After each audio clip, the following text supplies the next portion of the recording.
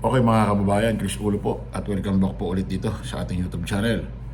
Pag-usapan ho natin etong anak ho ni Mr. and Mrs. sa subdivision. Ito hong si anak ho ni Mr. at Mrs. Villar. Ni dating Senador Manny Villar at ngayon ay Senador Cynthia Villar. Itong anak ho nila na si Camille Villar. Ito hong pro-China na si Camille Villar kasi tinanong ho ng ating kasamang vlogger na si Mima Alicia kung pro-China, pro-Philippines. Abay ang sagot thank you. Hindi niya sinagot mga kababayan. So ibig sabihin pasong-paso siya or hindi siya komportable dun sa tanong nung BBM vlogger na kasama natin si Mima Alicia. Ito mga kababayan, nung nakaraan, itong si Camille, siyempre, miyembro ho ng Alyansa ng Bagong Pilipinas. Yung ini-endorse ho mga senador ho ni Pangulong Bongbong Marcos.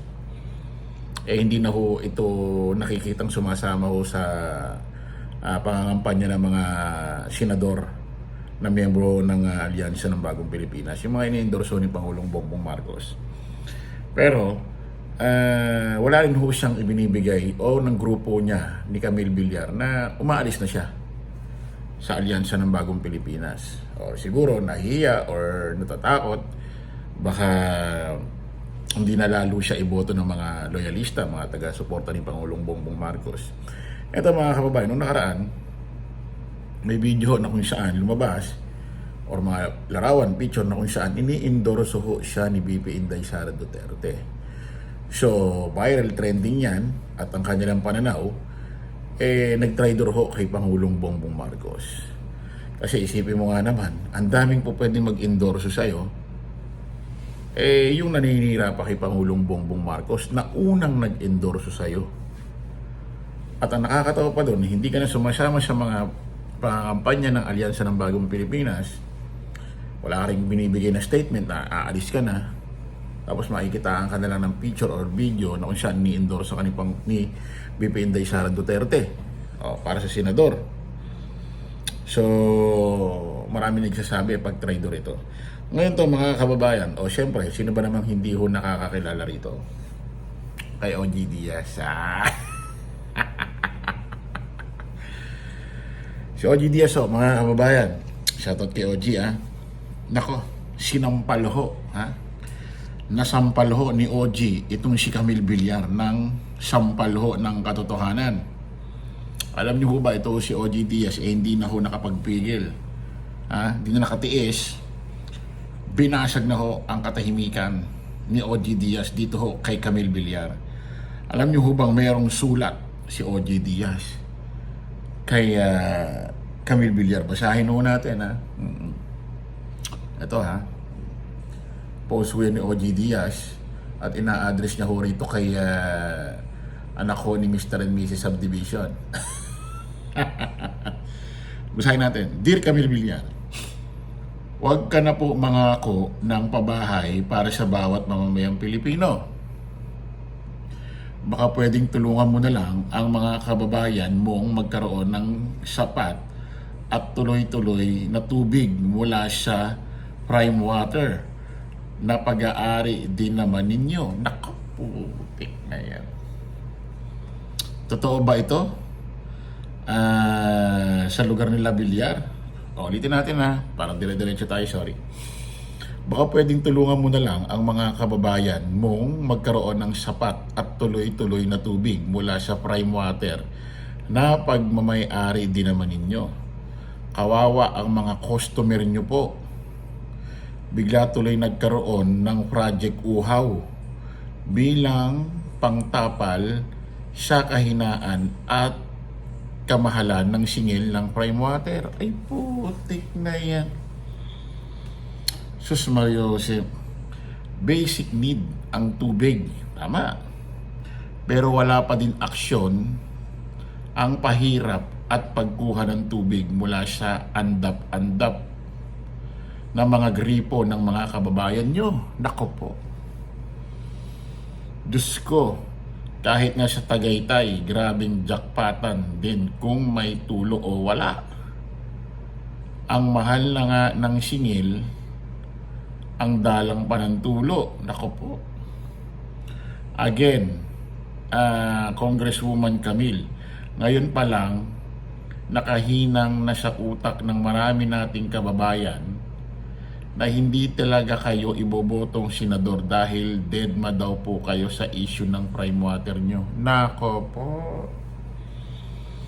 Isipin mo congresswoman ka, tatakbo ka senador, ang daming pangako, ganyan, ganito. Pero yung mga unang problema talaga na dapat ayusin, yung papala hindi pa naaayos. Tapos eto ka senador ka kung ano-ano pa pinapangako mo, Camille. Yung mga dapat unahin, hindi mo pa pala maliwanag na kapangyarihan lang ang gusto nito Maliwanag na ito si Camille Villar. Pwesto lang ang gusto nito. May panahon pa para i-address nyo accordingly ang issue. Again, hindi kailangan mangako ng pabahay. Tubig po. Tubig na ang kumpanya nyo po ang nangangasiwa. Ang dapat nyong pakiusapan para ipanalo kayo. Nagmamakaawa, Mama Ogs, OG, Mama Ogis. Ayan, naku, putik na yan. Itong caption na ho na ito, ginawa ho ni OG Diaz. Sabi niya, Dear Camille Villar. Tapos yung mga binasa natin. Habang isinare niya ho yung post ng Rappler. Basahin natin. Panoorin, sabi ng Rappler. Simula raw nung pumasok ang prime water ng mga Villar sa San Jose del Monte City sa Bulacan, naging pasakit na ang tubig sa kanila. Panawagan ng isang dating konsehal na matagal nang tumutuligsa sa joint venture. Silipin naman daw sana ng national government ang prime water na narito si Rapper Senior Reporter Lian Buwan. Nako. Itong post ng Rappler may kasamang video. Ano ba to? Senator Camille Villar! Ano ba ang pangarap ng pamilyang Pilipino? Siyempre, ang magkasariling bahay at lupa para mapalaki natin ng mabuti ang ating mga anak. At siyempre, magkaroon ng sapat na hanap buhay. Yan ang campaign speech ni Las Piñas Representative Camille Villar nung pumunta ang alyansa slate ni Marcos sa San Jose del Monte City sa Bulacan noong Pebrero. Hindi niya nabanggit ang pinaka-basic need ng tao at ang pinaka-iniinda ng mga hinihingan niya ng boto, ang tubig. Isa yung tubig po. Sobrang mahal talaga ang singil nila sa tubig. Prime water sa tubig kasi palaging walang tubig. Pero mahal ang singil. Ang prime water ay pagmamay-ari ng kapatid ni Camille na si Manuel Paulo Villar. Isa sa mga kumpanyang bahagi ng business empire ng ama nilang si Manny Villar, ang pinakamayamang tao sa Pilipinas ngayon. 2018 nang magkaroon ng joint venture ang Prime Water at San Jose del Monte City Water District at simula daw noon ay naging pahirapan ng tubig sa kanilang buhay. 88 years old na si Lydia Hilario o Nanay Ike. Pero alas 3 ng madaling araw kailangan na niyang gumising para mag-imbak ng tubig. Dahil nitong mga nakaraang taon lagi silang nawawalan sa buong maghapon. Minsan tumatagal daw ng 2 araw na walang tumutulo sa gripo. Minsan nanantok ako. Minsan bunggo na ulo ko dyan sa kakap-kap-kap dahil siyempre pero sinisikap ko yan. Ito yung kusina nila, Nanay Ike. Buong umaga daw silang walang tubig, kaya hihintay nilang magkaroon ng tubig ulit. Kaya natambakan na sila ng huhugasin, parang yan. Dito, papakita ko sa inyo yung maximum na tubig na lalabas sa gripo nila.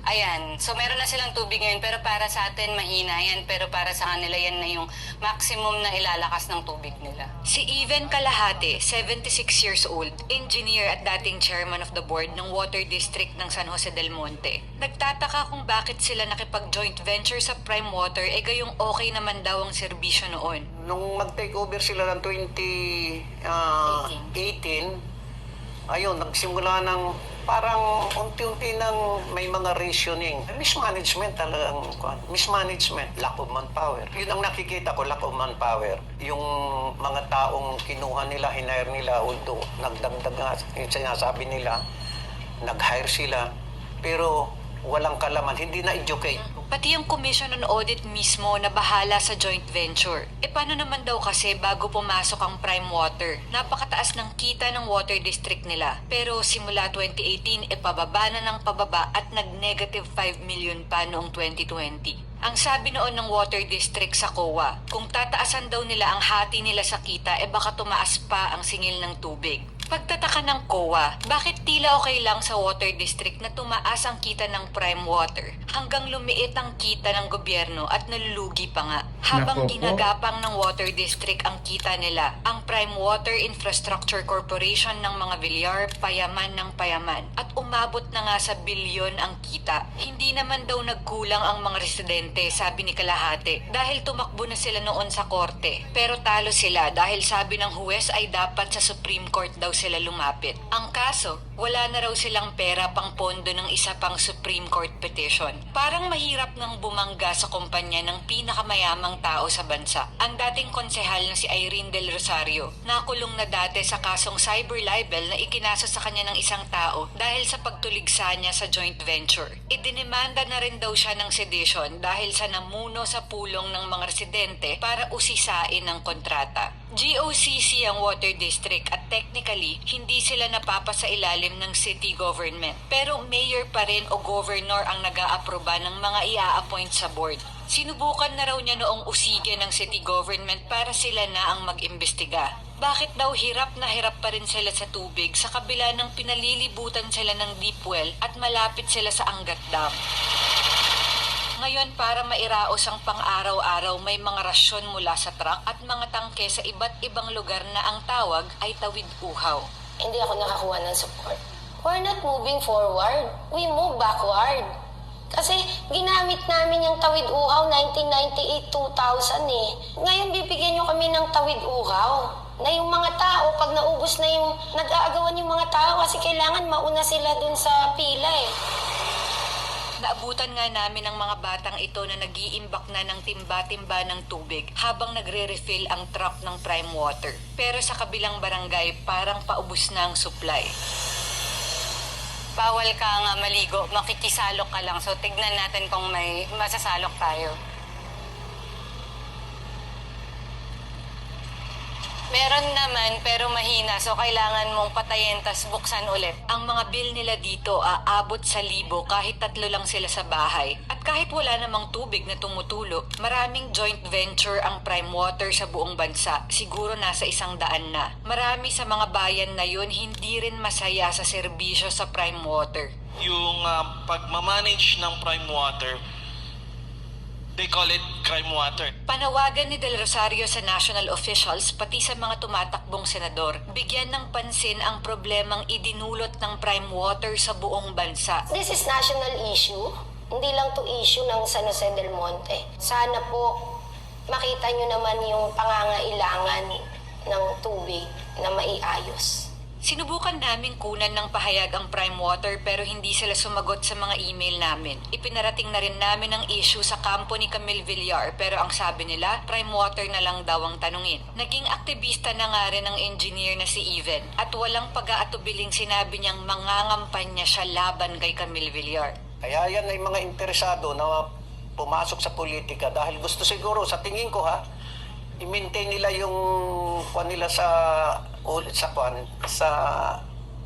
billionaire sila, maging number 1 sila. Madaling pagkakitaan ng water district. Simple lang ang hiling ni Nanay Ike sa mga kandidato. Sana naman sikapin nila nga bumalik naman normal katulad ng dati. Hindi ko na kaya talaga. Oo, hirap na hirap talaga po. Number 2 na pinaka-vote rich ang Bulacan sa buong Pilipinas. Dito lang sa San Jose del Monte, nasa mahigit 250,000 na yung mga botante. Yung ganitong klaseng numero kayang makapagpanalo o makapagpatalo ng isang national candidate. Kaya naman meron talagang kapangyarihan yung mga taga rito na singilin yung iluluklok nila sa pwesto. Lian Von Rappler, Bulacan. O yan, maliwanag. Naku, ang worst doon Isipin nyo, may dati naman nagsusupply ng tubig sa Bulacan. Tinatawag yung kumpanya na Water District. Okay naman daw ang pagsusupply ng tubig ng Water District. Nagtataka yung mga taga Bulacan, bakit nakipag-join pa sa negosyo ng mga bilyar na prime water? At dapat nakipag-join sa prime water ng negosyo ng bilyar, dapat lalong ma-improve. Kasi dati nang malakas, maganda mag-supply ang tubig ng Water District eh. Kung kailan naman nakipag-join, putik, doon naman nagka-problema at ang mahal pa ng singil ng prime water ng tubig. Nako po. Mukhang may rito, maliwanag na to Antindi naman ng tong video na to. At magiging national problem ito, hindi pa raw sa Bulacan. Hindi ba parang ang kapal ng mukha nyo doon, mga bilyar? Tapos eto kayo, pag mangangampanya itong anak nyo si Camille, pangako rito, ang gaganda ng mga sinasabi. Yung palang mismong problema doon sa mga taga Bulacan, hindi nyo nga magawan-gawa ng paraan. Grabe pa raw yung singil ng prime water ng kumpanya ninyo. Naku, ano masasabi nyo rito? Mukhang itong magpapabaksak sa mga bilyar. Okay mga kababayan, kita-kita na lang ulit tayo sa panibagong live, panibagong vlog. Paalam mo pa samantalangin yung lingkod, host Chris Ulo. Lagi natin tatandaan, don't follow the majority, follow the right way. Maraming salamat, kita-kits po tayo ulit. Bye po.